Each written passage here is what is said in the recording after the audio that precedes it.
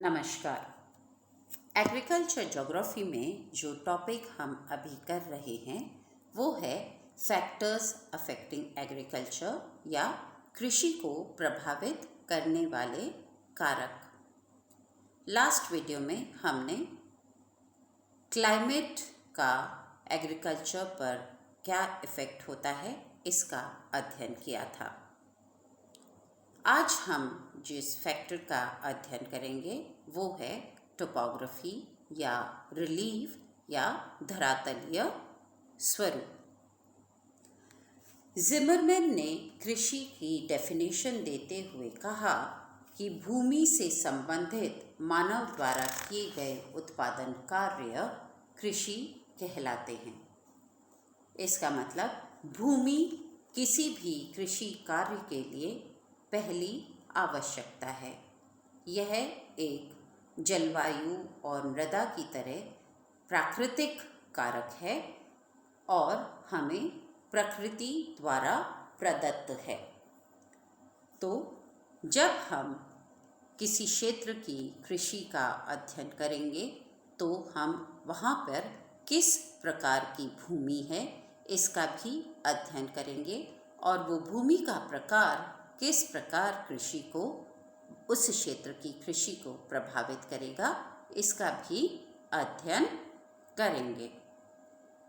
तो हम जिस प्राकृतिक कारक का आज अध्ययन कर रहे हैं वो है भूमि का प्रकार या धरातलीय स्वरूप या टोपोग्राफी या रिलीफ।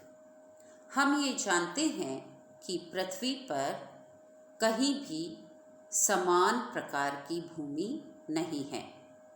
उच्चावच का प्रकार या धरातलीय स्वरूप विभिन्न क्षेत्रों में भिन्न भिन्न प्रकार का है।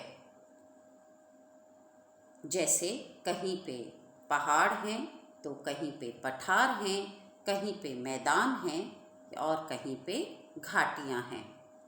ये जो धरातलीय दशाएं हैं ये कृषि को प्रत्यक्ष रूप से प्रभावित करती हैं।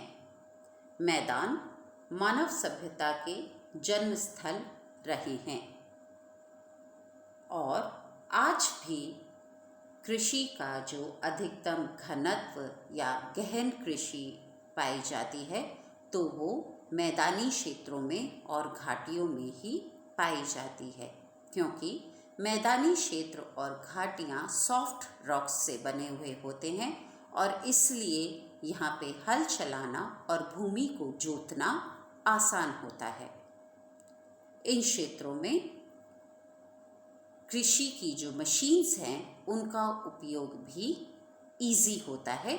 इसलिए जब कृषि के लिए भूमि चूज़ की जाती है तो अगर हम ऑप्शन होता है तो मैदानी क्षेत्र या घाटी क्षेत्रों को माउंटेन्स या प्लेटो रीजन्स के कंपैरिजन में ज़्यादा उपयुक्त माना जाता है। तो जो पहली चीज़ कृषि को करने के लिए हम देखते हैं कि उस क्षेत्र का उच्चावच का प्रकार क्या है। वो एक माउंटेन है या वो एक पठार है या प्लेन है या घाटी है। सेकंड फैक्टर जो धरातलीय स्वरूप में स्टडी किया जाता है वो है धरातलीय ऊंचाई या एल्टीट्यूड। एल्टीट्यूड मतलब समुद्र तल से ऊंचाई।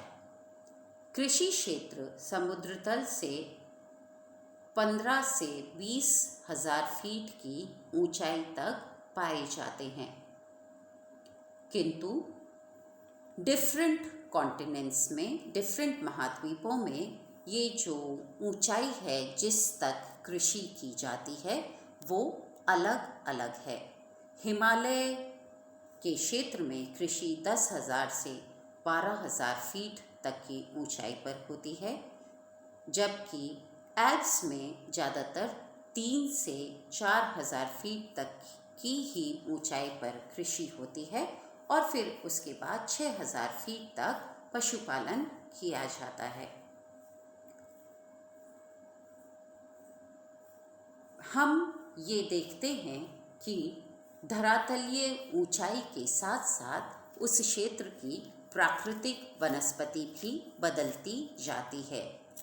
ट्री लाइन या जो हाइट जहाँ पर माउंटेन्स में ट्रीज़ पाए जाते हैं वो अलग अलग माउंटेन एरियाज़ में अलग अलग होती है। 6000 से 8 या 10,000 फीट तक ट्री लाइन के बियॉन्ड पास्चर लैंड्स होते हैं या चारागाह क्षेत्र होते हैं। उन चारागाह क्षेत्रों के बियॉन्ड की जो हाइट होती है वो जनरली बंजर भूमि होती है, क्योंकि वहाँ पे तापमान बहुत कम हो जाते हैं और फिर पौधों का विकास आसान नहीं होता।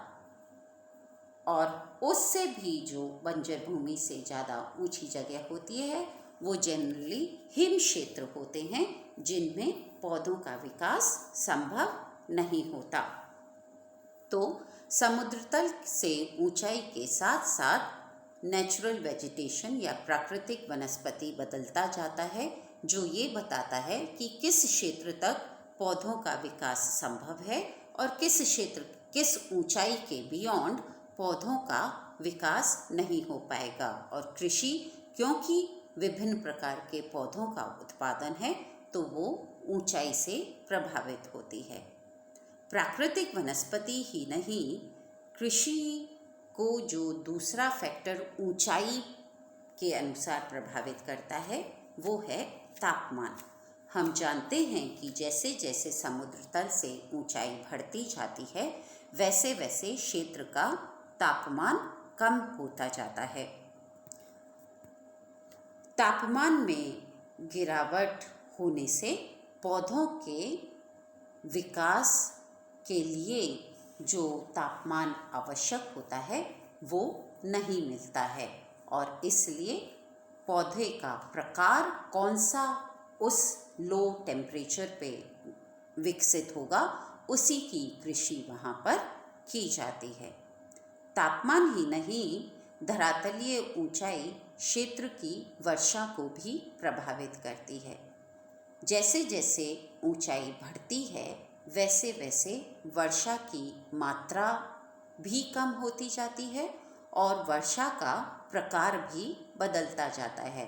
अधिक ऊंचाई वाले क्षेत्रों में ऋतुओं के अनुसार हिमपात या स्नोफॉल होता है, और यह स्नोफॉल पौधों के विकास के लिए अनुकूल नहीं होता।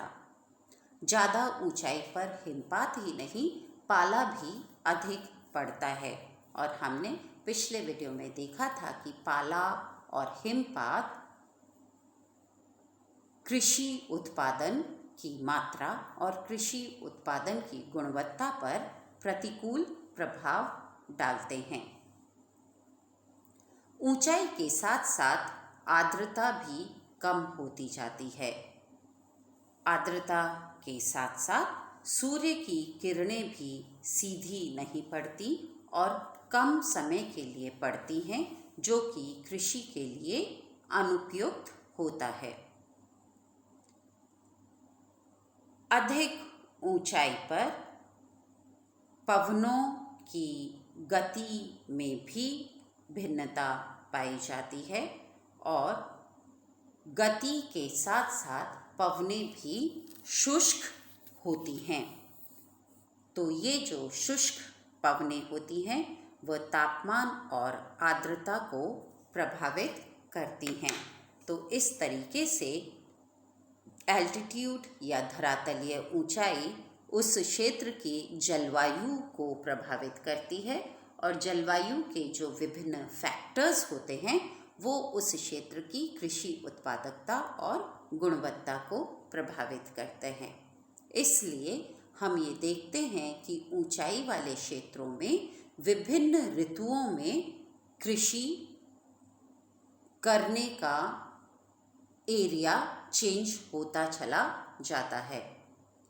शीतकाल में जो कृषक हैं वो अपने पशुओं को लेकर के घाटी क्षेत्रों में आ जाते हैं, और ग्रीष्मकाल में जब तापमान बढ़ते हैं तो ये पहाड़ी क्षेत्रों में चले जाते हैं, जहाँ पे ये अपने पशुओं को तो ले ही जाते हैं, पर वो जो छोटा ग्रीष्मकाल होता है, जब तापमान भी बढ़ जाते हैं और वर्षा भी होती है, तो पहाड़ों के ऊंचे वाले ढालों पर भी कृषि की जाती है। जो दूसरा धरातलीय फैक्टर एग्रीकल्चर को प्रभावित करता है वो है धरातलीय ढाल। मुख्यतः ढाल 3 प्रकार के होते हैं: तीव्र ढाल, साधारण ढाल और समतल भूमि। मैदानी या समतल धरातल क्षेत्र जो होते हैं वो कृषि के लिए सबसे ज़्यादा उपयुक्त क्षेत्र होते हैं, क्योंकि इन क्षेत्रों को सूर्य की रोशनी, सूर्य की ऊर्जा अधिक प्राप्त होती है, तो यहाँ पे तापमान पौधों के विकास के लिए अनुकूल होते हैं। इन क्षेत्रों में वर्षा का जल भी अधिक उपलब्ध होता है और भूमिगत जल की मात्रा भी अधिक होती है, क्योंकि ये सॉफ्ट सेडिमेंट्री रॉक्स से बने हुए क्षेत्र होते हैं। इन क्षेत्रों की मृदा भी गहरी होती है, तो पर्याप्त तापमान, जल और गहरी मृदाओं के कारण कृषि की उत्पादकता भी अच्छी होती है। इसीलिए हमने विश्व में देखा है कि जो मैदानी क्षेत्र होते हैं, चाहे वो नदियों के मैदान हो, चाहे वो तटीय मैदान हो, वहाँ पर कृषि गहन भी होती है और ये कृषि के लिए उपयुक्त क्षेत्र भी होते हैं। विभिन्न प्रकार के ढालों पर कृषि के रूप में भी भिन्नता पाई जाती है। यहाँ पर जो पहाड़ी जो ढाल वाले क्षेत्र होते हैं वहाँ पर जनरली सीढ़ी नुमा खेत होते हैं, जिनमें की कृषि की जाती है और इन ढालों के अनुसार फसलों का प्रकार भी भिन्न होता है। कुछ फसलें समतल ढाल पर अच्छी तरह से होती हैं, जबकि कुछ फसलों के लिए तेज ढाल ज़्यादा उपयुक्त होते हैं, जैसे चावल, गेहूँ, जौ या जूट जैसी जो फसलें होती हैं उनके लिए समतल भाग अच्छे होते हैं, पर चाय, कॉफ़ी और विभिन्न प्रकार के जो मसाले होते हैं उनकी खेती तेज ढालों वाले क्षेत्रों में होती है। विभिन्न ढालों पर जल का बहाव भी भिन्न गति से होता है, जो कि मृदा के अपरदन और भूमि के कटाव का कार्य करता है। इसलिए तीव्र ढाल वाले भागों में जो कृषि की पद्धति होती है वो इस तरीके की होती है कि पानी के बहाव और मिट्टी के कटाव को रोका जा सके, तो कॉन्टूर फार्मिंग वहाँ पे होती है और सीढ़ी नुमा खेत वहाँ पे होते हैं। तीव्र ढालों वाले क्षेत्रों में कृषि यंत्रों का उपयोग भी डिफ़िकल्ट होता है और इन तीव्र ढालों वाले क्षेत्रों में सिंचाई के साधनों का विकास भी एक्सपेंसिव भी होता है और डिफ़िकल्ट भी होता है। इसलिए हम देखते हैं कि कृषि के लिए जो ज़्यादा उपयुक्त क्षेत्र होते हैं वो होते हैं समतल भूमि और सामान्य ढाल, और इसीलिए विश्व में कृषि ज़्यादातर मैदानी इलाकों में ही अधिक विकसित हुई है। तो कृषि को प्रभावित करने वाले प्राकृतिक कारकों में किसी क्षेत्र का धरातलीय स्वरूप, उसकी समुद्र तल से ऊंचाई और उसका धरातलीय ढाल एक बहुत ही प्रमुख कारक है जो कृषि के प्रकार, उसकी पद्धति और किस प्रकार का शस्य वहाँ पर होगा उसको निर्धारित करता है। धन्यवाद।